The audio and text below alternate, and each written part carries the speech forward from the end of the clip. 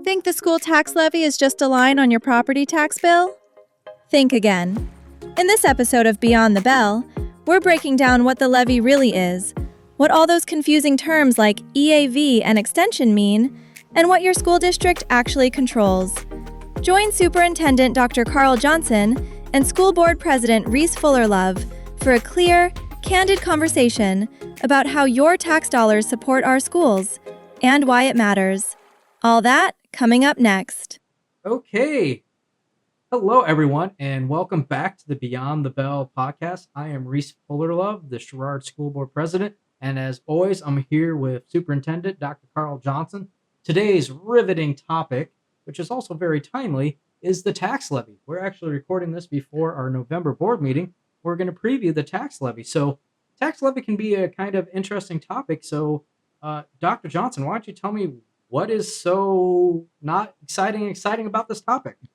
It's the ultimate bean counters topic, Rhys. It's definitely not the most exciting topic, but it is extremely important. So important that I was in superintendent school, for lack of a better term. They essentially said there's one thing you can't make a mistake on, and that's the tax levy. So I take it extremely seriously and make sure that I have everything estimated down to the penny, if you will, to make sure that we know what's going to happen, especially because it impacts not just the school district, but also the local taxpayers. So our goal today is going to be to break it down in plain English, what it is, what it isn't, and how the process works. Great. So with that, let's start at square one. What exactly is a levy when it comes to schools? In simple terms, the levy is the amount of money the school district asks to collect from local property taxes each year. It's how we fund a tremendous chunk of our operations, everything from paying staff to heating buildings to making sure we have good school buses. In essence, it is the mechanism, the actual document that is sent to the county to collect a specific amount of property tax. So if I heard you right, the levy is really the ask. We're not saying set our rate at this rate. We're not saying, hey, this is what we want out of people's tax bill. It's just the dollar amount that the school district needs to operate. Exactly. It is the amount of money that we are asking for from the property tax payers broken down by fund. Various funds, for example, the education fund, the operation and maintenance fund, the transportation fund. We will ask for a specific amount of money in each one of those. And then everything else, for example, tax rate, gets calculated based on the amount. So one thing I want to make clear, though, probably is that 100% of our funding just doesn't come from our local property taxes, right? There's other funding like federal and other forms of funding streams that come into the district. Exactly. We do get a fair amount of money from the state government, and then we get some money also from the federal government. Federal government are very specific programs, mainly the money that comes in for the meal programs, whether that's breakfast or lunch, and then the title programs, which are collectively the organization to send us money for educational programs at the schools. For example, Title I is based 100% on the low income percentages in the district. The state funding is a significant amount of money. That's probably a topic for another time, but the state of Illinois has done a tremendous job lately. I say lately, over the last 5-6 years or so, of making sure that we have something called the evidence-based formula. And essentially it sets a target goal for what the schools should receive from the state of Illinois based on their local capacity. So it's a machine that works with many gears. Okay, thanks, Carl. So clearing that up, I'm sure everyone listening to this right now is running off to go get their tax bill because they're so enthralled with what we're going to do. But let's start with some of the terms that people see on their tax bill. First up, EAV. EAV stands for Equalized Assessed Valuation. It's essentially the taxable value of all the property in the district after certain adjustments by the state. So as property values go up or down, the EAV, or equalized assessed valuation, changes. Now, correct me if I'm wrong here. That is assessed by the county, right? Correct. They determine. So sometimes if you see on your property tax, it may feel like your taxes are going up, but it's really the valuation on your home. Your home value is going up. That's what is associated with the EAV, correct? Exactly. And I'm as guilty of that as the next person. And you always look at the bottom line when the tax bill comes, but um, it's one big math problem in the sense that you can't ignore one factor and just get to the answer. It's what those junior high math teachers always told you: you better show your work. And because when you dig back through the numbers, I think that's where the important information is. And again, like I said, I'm a bottom line kind of guy, so I see what the tax bill says, but it's important to understand what that tax bill is based on and what the numbers are that go into it. Great, thanks. So next term, the tax rate. Tax rate, that's what's applied to the total value to generate the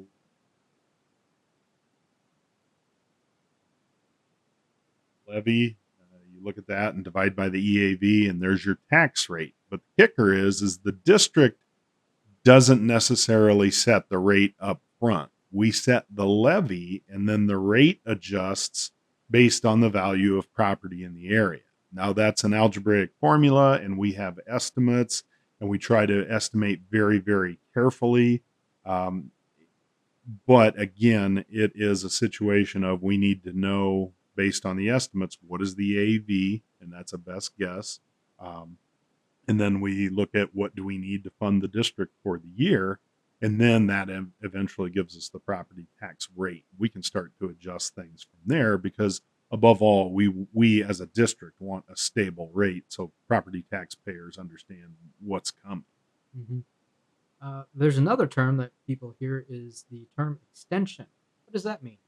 That essentially that's like the paycheck. The extension is the actual amount that the county will collect on behalf of the district. It's the levy finalized by the county clerk after it's applied to the EAV, and then we get disbursements starting in the springtime throughout the year to collect that money. So we just talked about the EAV, the tax rate, and extension, but out of all those terms, what does the school district actually control? We actually control the levy request. Like, what is the dollar amount that we are asking for as a district? We don't control the rate unless we adjust the levy request. So we can't just say, okay, this is our tax rate, and we're going to stick with it. So even though I mentioned earlier that we want to make sure we have a stable tax rate, we want to limit that growth of money that's coming into us. Usually we try to aim around, a 4 to 5% increase in the amount of money that's coming in. Now, most homeowners understand that, your property values themselves have gone up significantly more than 4%, 5% over the last 4 or 5 years. So we want to, we can control, and we want to keep an eye on the dollar amount we ask for. And then again, algebraic formula, we back it out and see what is the actual tax rate. So that when people look at their tax bill and say, why did my bill go up? It's important to look at all the individual factors. What's the final number? What's the tax rate? But again, most importantly is what is the valuation of my property? Because it's not always that the school district has asked for more. I would encourage everybody to actually look at the levy after it's posted online. We'll adopt a tentative one tonight, and then we will go back 30 days later and adopt a final levy. And I would encourage everybody to look at what the numbers actually are in there, because Sherrard School District is always underneath of what the maximum amount by law would be. So ultimately, we try to keep a steady rate, but the tax bills are going to go up mainly due to the appreciation of property through increased value. Yeah, so you kind of touch on a lot of things there, Carl, and I do think that's important too. There's so many factors when very rarely do you see your tax bill go down, but it's also important to realize that when you get your tax bill, there's more than just us as a taxing body. that's levying your total property tax. You have things like the library district, township road commission, library, fire district, all different kinds of things. We typically are the largest, but that does, like I said, we try to keep it flat. And one thing we're proud of, I'll probably foot stomp this 3 or 4 times, is, gosh, this is my 9th year on the board, and I think 8 out of those 9 years we've kept it flat or lowered the tax. We've been doing a really, really good job of lowering it from where we found it, because we don't try to take more than what we really need. And we'll talk more a little bit about that. But speaking of that, let's talk about the philosophy for a little bit. Again, I think it's important to understand it as a board. Again, we always do long-term planning. That's one reason we have a strategic plan. We don't look at the next year. We look 2 to 3 years down the road to really assess what we need and not take too much.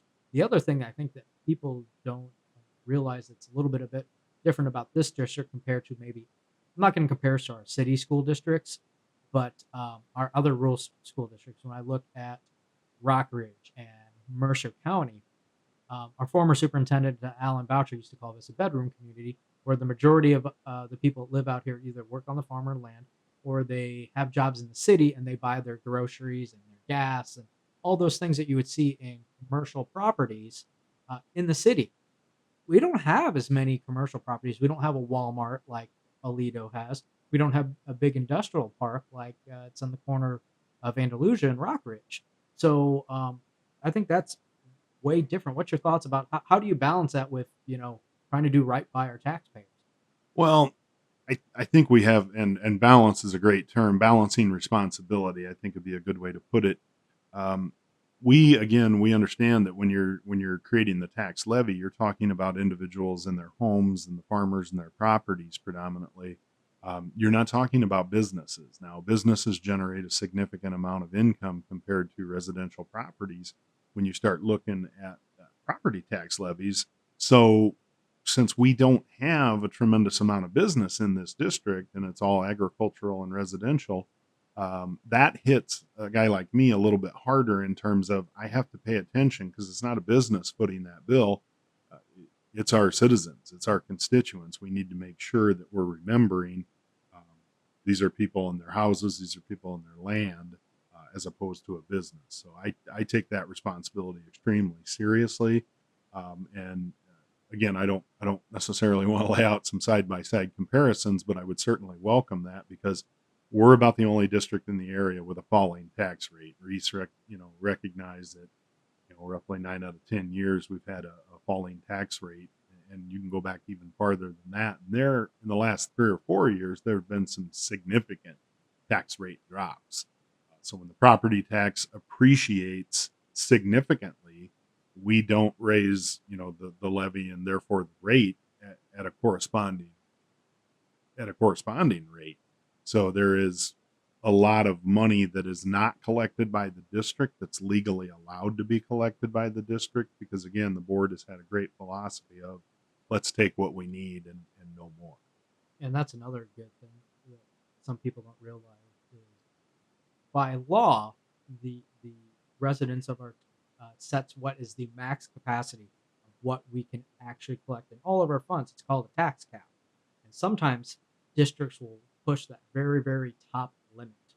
And we're very, very below the limit. We've never come anywhere close to maxing out our tax cap. And again, I think this goes to, speaking on behalf of the board, I think we have, now that we've had a lot of our board members have been here almost a decade now, we're really starting to understand that tax levy. I remember when we were interviewing for your position, this was the question I always asked about how do you set the tax levy? What do you look in? What do you research in it? And I remember we had one candidate that said that they were getting a new factory in their area, and that they went to that max cap of the tax rate because they wanted to collect as much money as they could for the school district, which one philosophy says that's great. You're not leaving any money on the table when you got a new business coming in. But what my mouth about hit the ground was, but you take all the residents along for the ride. And then that jumps your tax rate up way high. And does the school district really need that?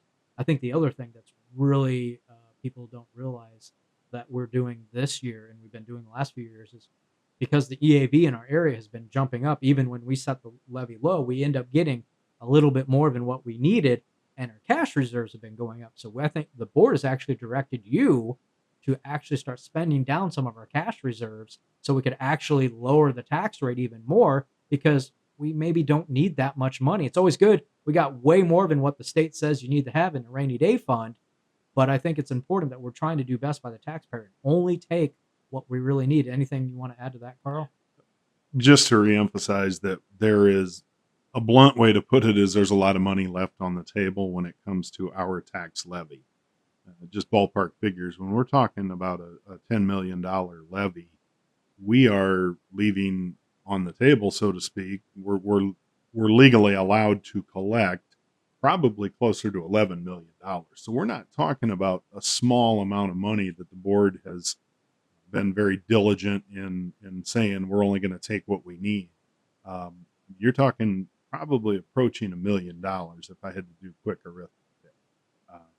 So again, the tax rates that are set in each fund by either statute or the citizens, we usually do not approach those numbers in the big funds. For example, the O&M fund or the education fund.